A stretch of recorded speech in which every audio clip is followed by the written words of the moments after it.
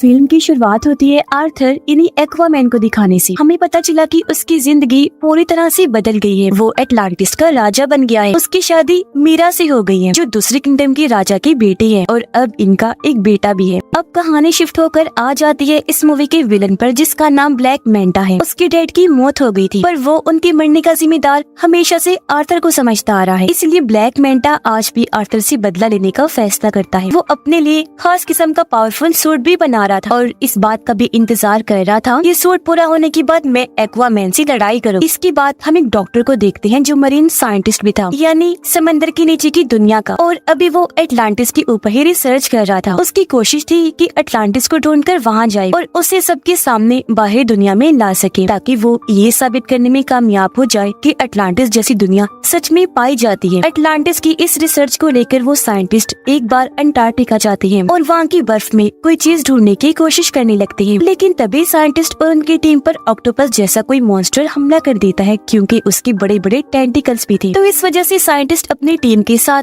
वहाँ पर फंस जाते हैं। इसीलिए वो अपने बाकी साथियों को सिग्नल भेजकर मदद मांगते हैं। तब उनकी मदद करने उनका एक साथी आ भी जाता है यानी ब्लैक मैंटा। ये लोग मिलकर काम कर रहे थे। यहाँ आने के बाद ब्लैक मैंटा साइंटिस्ट और उनके साथियों की जान तो बचा लेता है लेकिन वो खुद यहाँ रिसर्च करने लगता है जिसके लिए वो बर्फ के और नीचे जाने लगा। काफी गहराई में आने के बाद उसे टूटा हुआ ब्लैक ट्राइडेंट दिखता है और अब जैसे ब्लैक मैंटा टूटे हुए ट्राइडेंट को उठाकर जोड़ता है तो उसे इसका असली मालिक नजर आने लगता है जिसका नाम कॉर्डेक्स था। ये काफी चालाक खतरनाक लग रहा था। वो ब्लैक मैंटा की यादों में कहता है कि तुमने क्योंकि मेरा टूटा हुआ ट्राइडेंट जोड़ दिया है इसलिए अब तुम बहुत ताकतवर बन जाओगी, साथ ही अपने दुश्मन एक्वामैन से बदला भी ले पाओगी और तो और हर वो चीज तुम कर सकते हो जो तुम करना चाहते हो। अब पता चला कि दुनिया की सूरत हाल काफी खराब हो गई है क्योंकि ग्लोबल वार्मिंग इतनी बढ़ गई है कि सुनामी और सैलाब वगैरह आते रहते हैं। इस वजह से बाहरी दुनिया के साथ साथ समंदर की दुनिया में भी काफी मुश्किलात आ रही हैं क्योंकि इस सारी सूरत हाल की वजह से समंदर के क्रिएचर्स धीरे धीरे मरते जा रहे हैं। सब कुछ देखते हुए अटलांटिस की काउंसिल्स की मीटिंग होती है जिनमें आर्थर भी शामिल था। यहाँ आर्थर सब काउंसिल्स के सामने ये ऑफर रखता है कि हमें मिलकर बाहरी दुनिया के लोगों से बात करनी चाहिए और अपनी एडवांस टेक्नोलॉजी को उनके साथ शेयर करना चाहिए, बांटना चाहिए ताकि इस तरह बाहरी दुनिया भी तरक्की कर सके और फिर वो हम लोगों की भी मुश्किलात को हल कर सके। पर जाहिर सी बात है कोई भी इस बात पर राजी नहीं होता। सभी काउंसिल्स मिलकर कहते हैं कि ऐसा नहीं हो सकता।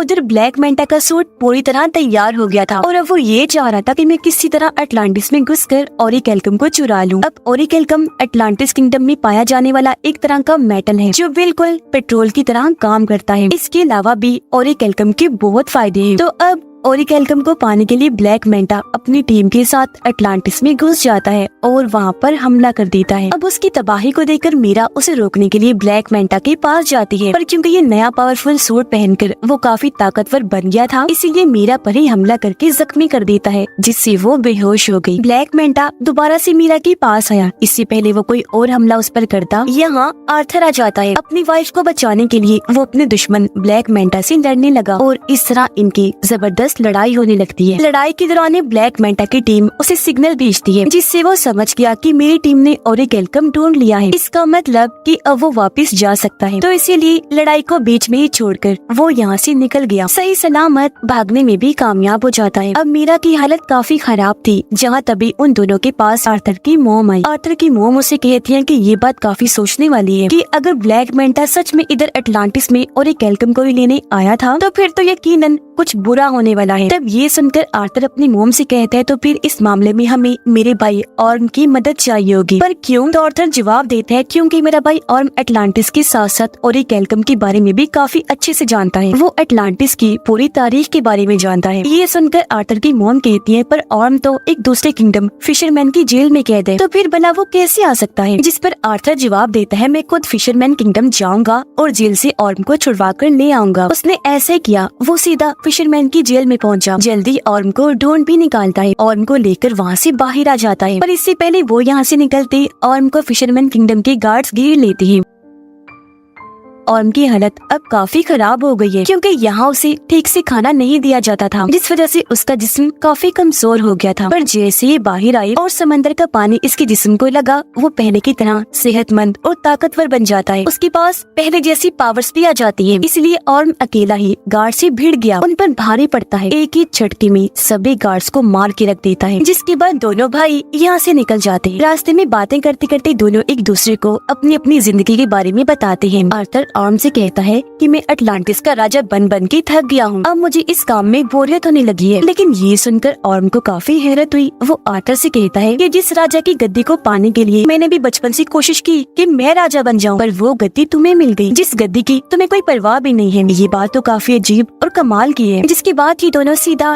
किंगफिश के पास गए और उससे ब्लैक मेंटा के बारे में पूछने लगते हैं, जिस पर किंगफिश दोनों को जवाब देता है कि ब्लैक मेंटा तुम दोनों को एक आइलैंड पर मिल सकता है, जो आइलैंड साउथ एरिया में है। और अब ये सुनकर दोनों भाई साउथ एरिया की तरफ निकल जाते हैं उस आइलैंड पर जाने के लिए। पर यहाँ आकर उन्होंने देखा कि पूरा आइलैंड ही बदला हुआ है। ऐसा लग रहा है जैसे ऑरिकैल्कम को जलाकर उसका धुआं यहाँ फैला दिया गया है, जिससे यहाँ के पेड़ पौधे यहाँ तक कि जानवर भी पूरी तरह म्यूटेट हो गए हैं, बदल गए हैं, जिस वजह से उनका साइज काफी बड़ा हो गया है। यहाँ तक कि इधर के चूहे भी इतने बड़े हो गए हैं कि उनका साइज हाथी जैसा लग रहा है। साइंटिस्ट दिखाया गया जो इस वक्त ब्लैक मेंटा के ठिकाने पर होता है। यह साइंटिस्ट जब कोडेक्स के टूटे हुए ब्लैक ट्राइडेंट को देखता है तो बिना सोचे उसे पकड़ लेता है, और अब उसे छूते ही साइंटिस्ट को भी अपने दिमाग में कोडेक्स दिखाई देने लगता है, जो साइंटिस्ट को भी गलत काम करने के लिए कहने लगा, जैसा उसने ब्लैक मेंटा को कहा था। पर तब यहाँ ब्लैक मेंटा आ गया। वो साइंटिस्ट के हाथ से ब्लैक ट्राइडेंट लेते हुए कहने लगा, साइंटिस्ट जी, आप जानना चाहती थी ना कि मेरा मकसद क्या है, तो सुनो। मेरा मकसद ये है कि मैं आर्थर और उसके पूरे खानदान को खत्म कर दूं, और अगर ऐसा करने के लिए मुझे किसी शैतान से भी डील करनी पड़ी तो मैं इसके लिए भी राजी हूँ। तभी हमने देखा कि ब्लैक मेंटा के इस ठिकाने को ढूंढते हुए यहाँ आर्थर और ऑर्म भी आ जाते हैं, जो आते ही साइंटिस्ट से मिले। वो क्योंकि समझ गया था कि आर्थर और ऑर्म एटलांटिस से आए हैं, तो वो उन्हें बता ही देता है कि उसका मकसद एटलांटिस को भी बर्बाद करने का है। इसी के साथ साइंटिस्ट दोनों को ब्लैक ट्राइडेंट के बारे में भी बता देता है, और ये भी कि जैसे उसे छुआ जाए ट्राइडेंट के मालिक कोडेक्स की यादें दिखाई देने लगती हैं। इनकी बात चल ही रही थी कि तभी यहाँ ब्लैक मेंटा की टीम के लोग आर्थर और ऑर्म पे हमला कर देते हैं। लेकिन ये दोनों ही भाई मिलकर बहादुरी से उनका मुकाबला करने लगे। ये उनको काफी बुरा मार रही थे कि तभी यहाँ ब्लैक मेंटा आ जाता है, वो भी अपना पूरा सूट पहने हुए, और अब वो इन दोनों से लड़ाई करने लगता है। लेकिन इस बीच ऑर्म गलती से उस ब्लैक ट्राइडेंट को पकड़ लेता है, जिस वजह से उसे भी कोडेक्स की यादें दिखाई देने लगती है। तो ये सब होने की वजह से कुछ देर के लिए ऑर्म का लड़ाई पर से ध्यान हट जाता है, जिसका फायदा उठाकर ब्लैक मेंटा उस पर हमला कर देता है। वो जवाबी हमला ना करने की वजह से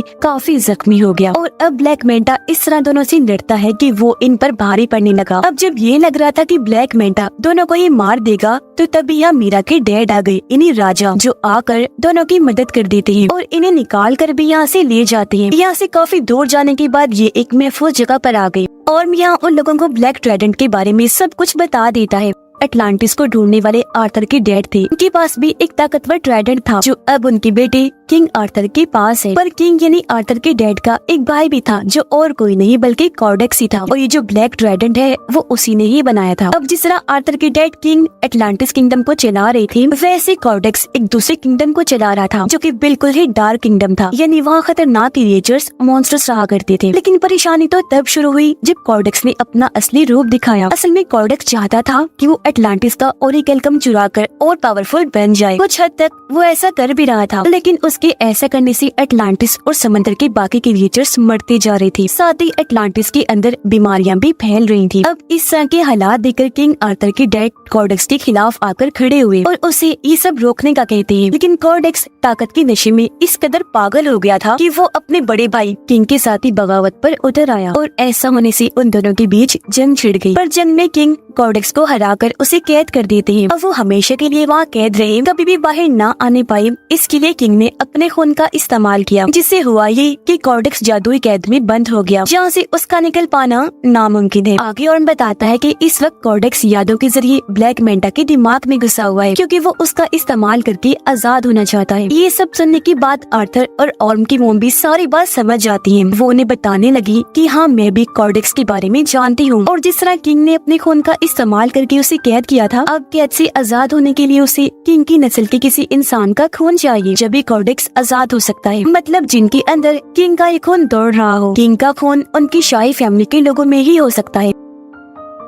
ये सब सुनकर आर्थर समझ जाता है कि मेरे बेटे की जान खतरे में है, क्योंकि जाहिर सी बात है ब्लैक मैंटा के लिए सबसे आसान टारगेट उसका बेटा ही था, जिसे वो आसानी खत्म कर सकता था। इसलिए वो फौरन अपने घर आ गया। देखता है कि वहाँ सब कुछ तबाह हो गया है, घर जल रहा है, बच्चा यहाँ से गायब है, साथ ही वहाँ एक आदमी जख्मी पड़ा है। पूछने पर आदमी बताता है कि ब्लैक मैंटा यहाँ आया था, ये सारी तबाही उसी ने ही मचाई और वही तुम्हारे बेटे को ले गया है, जिससे साफ जाहिर हो गया कि आर्थर का शक बिल्कुल ठीक था। इसीलिए अब आर्थर और ऑर्म दोनों मिलकर उसके बेटे को बचाने के लिए जाने लगते हैं। पर उससे पहले इनकी मॉम दोनों को समझाती है कि हमेशा मेरी एक बात याद रखना कि तुम दोनों एक दूसरे के भाई हो, चाहे कुछ भी हो जाए तुम्हें एक दूसरे का साथ देना ही है। सीधा ब्लैक मैंटा के ठिकाने पर आकर वहाँ हमला कर देते हैं, लेकिन इन पर भी एक काफी बड़ा मॉन्स्टर हमला कर देता है, जिससे बाकी तो बच गए, लेकिन उसके सामने मीरा के डैड फंस जाते हैं। तब ऑर्म जाकर उनकी मदद करता है और मॉन्स्टर के जंगल से उन्हें निकाल लेता है। ये देखकर मीरा के डैड समझ गए कि जिस ऑर्म को मैं हमेशा से गलत समझ रहा था वो तो काफी अच्छा इंसान है। अंदर ब्लैक मैंटा के पास आर्थर का बेटा होता है। यहीं पर साइंटिस्ट भी था जो उस छोटे से बच्चे को देखकर बचाने का सोचता है, इसीलिए बच्चे को उठाकर यहाँ से भागने लगा। पर ब्लैक मैंटा जो उसे देख चुका था साइंटिस्ट पर हमला करके उसे जख्मी कर देता है और बच्चे को छीन लेता है। और अब जैसे ब्लैक मैंटा उसके बच्चे को मारने के लिए आगे बढ़ा,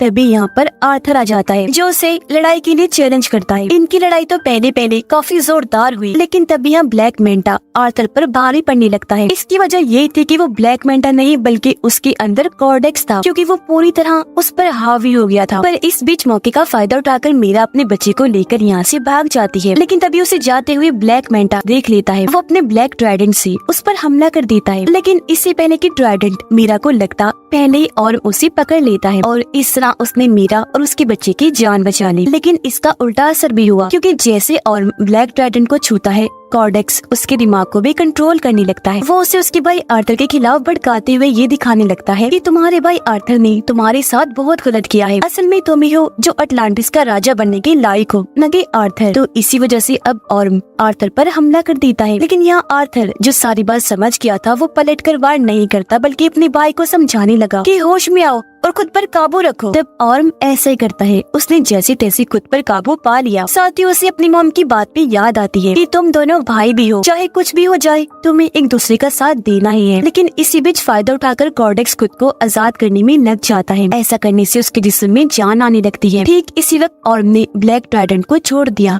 अब तक काफी देर हो गई थी, क्योंकि कॉर्डेक्स खुद को जिंदा करके आजाद हो चुका था। और अब कॉर्डेक्स को अपने सामने देखकर आर्थर उसी के ब्लैक ट्राइडेंट से उस पर हमला कर देता है। पर कॉर्डेक्स आसानी से अपने ब्लैक ट्राइडेंट को पकड़ के आर्थर पर हमला करने की कोशिश करने लगता है। पर उससे पहले ही आर्थर अपने वाले ट्राइडेंट की मदद से उसके ब्लैक ट्राइडेंट को तोड़ता हुआ कॉर्डेक्स को जा लगता है, जिससे आखिरकार वो भी अपने ट्राइडेंट के साथ साथ खत्म हो जाता है। उसके खत्म होते ही पूरी जगह भी तबाह होने लगती है। धीरे धीरे करके ये सारी जगह टूटने लगी थी और तभी इसके नीचे ब्लैक मैंटा दब जाता है। पर उसे मुसीबत में देखकर आर्थर उसके सामने मदद के लिए हाथ बढ़ाता है, पर ब्लैक मैंटा इनकार कर देता है, ये कहकर कि शुक्रिया, मुझे तुम्हारी मदद नहीं चाहिए, तुमसे मदद लेने से अच्छा मैं मरना पसंद करूंगा। तो इसी वजह से ब्लैक मैंटा भी वहीं दबकर मारा जाता है, जबकि आर्थर और उसके बाकी साथी वहाँ से बाहर निकल जाते हैं। यहाँ आर्थर ऑर्म से कहता है कि अब तुम बिल्कुल आजाद हो, तुम्हें अब किसी भी जेल में जाने की जरूरत नहीं पड़ेगी, क्योंकि फिशरमैन की जेल में हम ये कह देंगे कि तुम यहाँ दबकर मारे गए हो और अब तुम यहाँ से जाओ और आजादी से अपनी जिंदगी जियो। ऐसा होने के बाद पूरी तरह अब ऑर्म भी आर्थर को अपना भाई मान लेता है, क्योंकि उनकी गलतफहमियां दूर हो गई थी और कहने लगा कि अटलांटिस को जैसे राजा की जरूरत है तुम बिल्कुल वैसे हो, ये किंगडम तुम्हारा ही है। इसके बाद हम देखते हैं कि आर्थर अटलांटिस को दुनिया के सामने ले आता है। बाहरी दुनिया में आकर इस किंगडम के बारे में वो सब कुछ बता देता है। उसने ये भी कहा कि अब से हम अटलांटिस की टेक्नोलॉजी को दुनिया के साथ भी शेयर करेंगे, जिससे होगा ये कि हम साथ में मिलकर दुनिया को मजीद और अच्छा बनाएंगे। आर्थर की जिंदगी ऐसे ही गुजर रही थी, यानी वो अटलांटिस और बाहरी दुनिया दोनों में रहता है। इस फिल्म की कहानी भी यहीं पर खत्म हो जाती है।